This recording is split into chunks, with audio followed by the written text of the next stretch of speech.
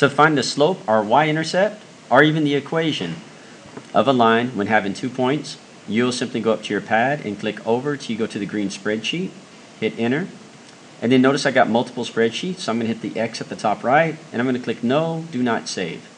And then I want to hit enter again and go back into the spreadsheet.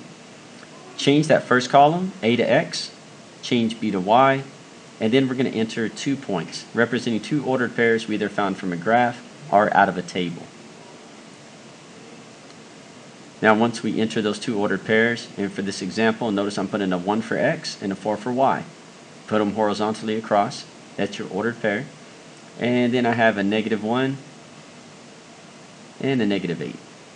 Now once we've entered it, notice I clicked outside of that last entry. You have to do that or your point will be missing. Then click home. And then you want to go ahead and use your paddle to go over to the one that says data and statistics, the purple one, beside the spreadsheet, and hit enter.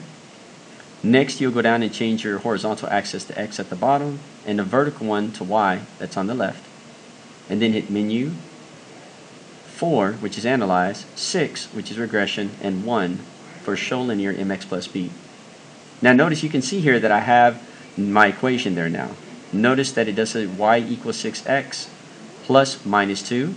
The 6 is my slope, and the -2 is my y-intercept. It always puts a plus after the x, so if it says plus minus, you got to tell the students that it's -2, and if it says +2, then it's a +2 for the y-intercept. And that's all there is to finding the y-intercept or the slope or the equation when given 2 ordered pairs using this calculator.